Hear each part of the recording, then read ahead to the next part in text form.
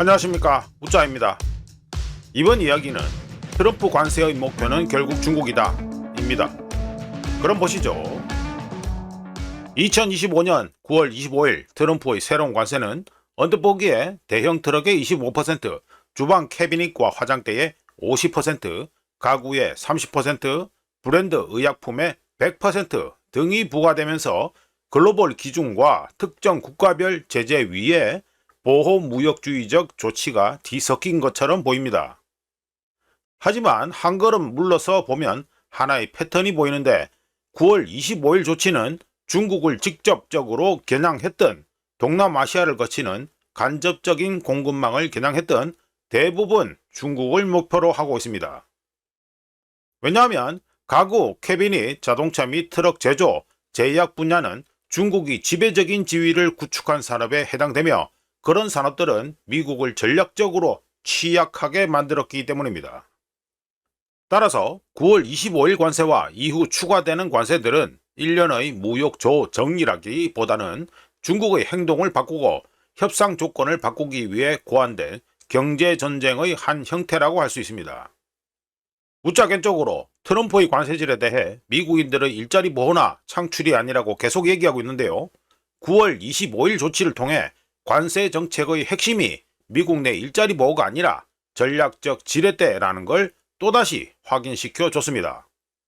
2025년 현재 미국 상태를 객관적으로 보고 있는 사람도 알고 있고 워싱턴도 알고 있듯이 관세 융단 폭격을 퍼붓는다고 하더라도 중국이 지배적인 지위를 구축한 산업이 하룻밤 사이에 미국에서 재건될 가능성은 제로입니다.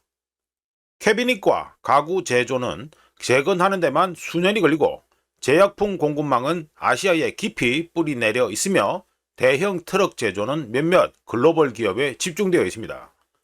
여담인데 트럼프의 대형 트럭 관세에 해당되는 기업 중 절반만 미국 기업이며 프레트라이너는 독일 다임러 트럭의 소유고 맥 트럭은 스웨덴 볼보 그룹의 소유입니다.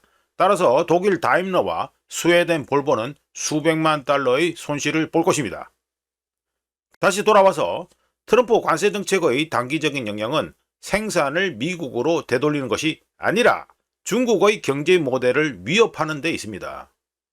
미국은 관세 인상을 통해 전 세계에서 가장 수익성이 높은 미국 소비 시장에 대한 접근에는 조건이 따른다는 점을 분명히 하고 있으며 관세 인상에 숨은 암묵적인 메시지는 베이징이 새로운 조건을 받아들이고 산업 과잉, 지식재산권 침해, 보조금에 의한 덤핑, 주요 원자재에 대한 점진적 지배와 같은 특정 관행을 철회하든지 그렇지 않으면 미국으로의 수출 능력이 꾸준히 약화될 것이라는 점입니다.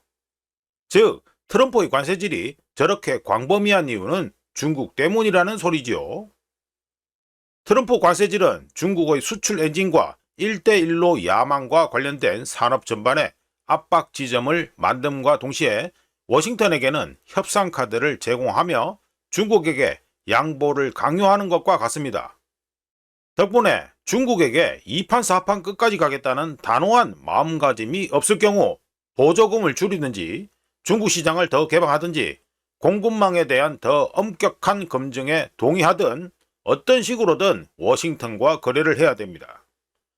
따라서 2025년 현재 관세는 경제를 국가 안보와 직접적으로 연결하는 더 광범위한 전략적 협상을 위한 지렛대 역할을 실질적으로 하고 있습니다. 물론 트럼프 관세질의 영향은 상당해서 단기적으로 미 소비자들은 가정용품, 트럭, 심지어 의약품에 이르기까지 더 많은 비용을 지불하게 될 것이고 중국 공급망에 의존하는 다국적 기업들은 막대한 비용 손실을 겪게 될 것입니다.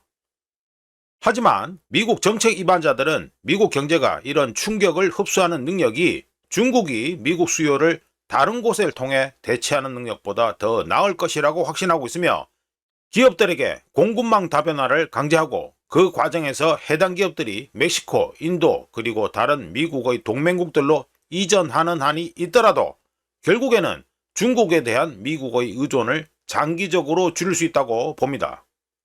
게다가 관세는 미국이 중국을 협상 테이블로 끌어낼 수 있는 도구를 제공하고 해당 협상은 현재 상황보다 훨씬 불리한 조건에서 이루어지게 만듭니다. 마무리해보면 워싱턴은 미국 소비시장에 중국이 무조건적으로 접근하던 시대가 끝났다는 신호를 내고 있으며 관세가 협상수단으로 사용될 것임을 시사하고 있습니다. 트럼프 관세질의 궁극적인 목표는 즉각적인 미국 국내 경기 회복이 아니라 중국으로부터 더 나은 조건을 끌어내고 중국의 영향력을 약화시키며 미국이 전략적 경쟁자인 중국에게 구조적으로 의존하지 않도록 하는 데 있습니다. 이상 트럼프 관세의 목표는 결국 중국이다 이야기였습니다. 구독, 좋아요, 그리고 회원가입 감사합니다. 다른 이야기로 또 찾아뵙겠습니다.